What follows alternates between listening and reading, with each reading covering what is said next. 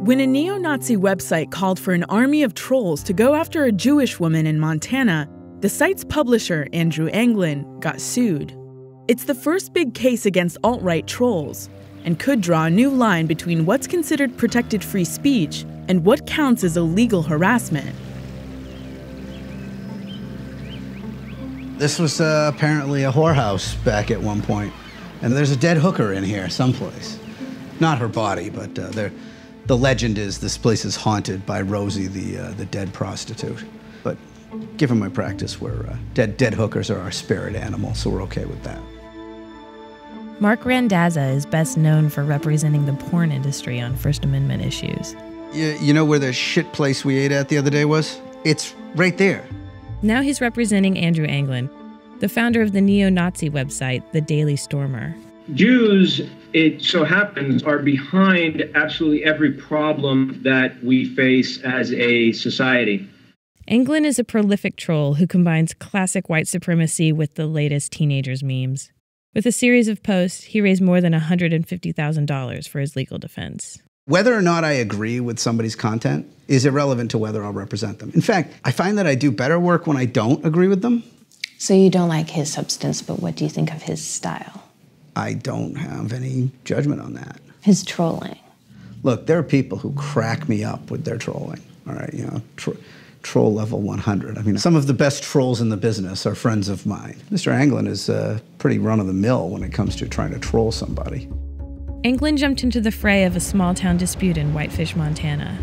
A local realtor there named Tanya Gersh had sent an email to the mother of white nationalist Richard Spencer, urging her to condemn his views. Hail Trump! Hail our people! Hail victory!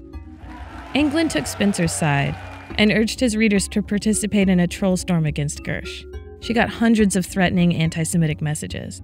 The Southern Poverty Law Center filed suit on Gersh's behalf for intentional infliction of emotional distress, invasion of privacy, and intimidation. This is the call to action now, we see, right? Tanya Gersh, please call her and tell her what you think. And hey, if you're in the area, maybe you should stop by and tell her in person what you think of her actions. Daniel Citron is a scholar who literally wrote the book on digital harassment. SPLC consulted with her on its original brief in the Anglin case. Gives her address, gives her phone number. You can also leave a review of her business on Google and perhaps note it's a front for an extortion racket. I'm not seeing political speech here. Hate speech is protected by the First Amendment. Threats aren't. What about when someone uses hate speech to urge a mob of trolls to go after someone? This lawsuit can help to answer that. What Mr. Anglin and what the Daily Stormer does is First Amendment protected. Do you think he incited a mob to harass Tanya? For it to be incitement, speech has to call for imminent lawless action. You ask a lot of people to speak, you're not causing imminent action. Tanya Gersh, as far as I see it, did not get unwillingly brought into this debate. Don't walk into that arena if you don't want to get hit. The case comes at a time of increased concern about online harassment. 2/3 of American adults have seen someone harassed online, and most American adults think law enforcement should do more about online harassment. What victims of online harassment are constantly told is just turn off your computer, which betrays this completely sort of backwards understanding about what social media means for us today. We're all connected to it all the time, but the law hasn't recognized that yet. Marianne Franks is a law professor at the University of Miami. She's helped to make state laws that curb digital harassment, much the same way they already restrict phone harassment. So there's a possible future where the potential price for criticizing the alt-right or Nazi is not that your life is ruined.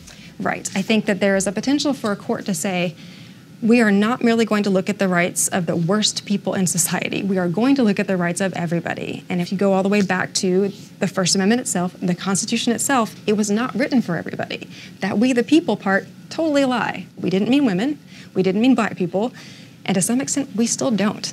We can't try to whitewash the fact that this is a case about anti-Semitism, that this is a case about misogyny, that this is a case about really trying to make the world safe for white supremacy. The question really has to be, is this a just result in a good and civilized society?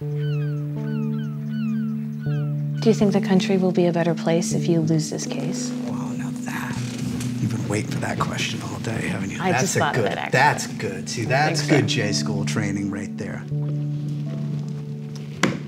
Wow. I just don't know what the unintended consequences would be, because this is political speech. You know, anytime you give a little bit of extra ammo to censorship, it gets used. So if we were to say yes in this circumstance, I just don't know where that would end. But would the country be better off if I lose this case? Yeah, I don't know.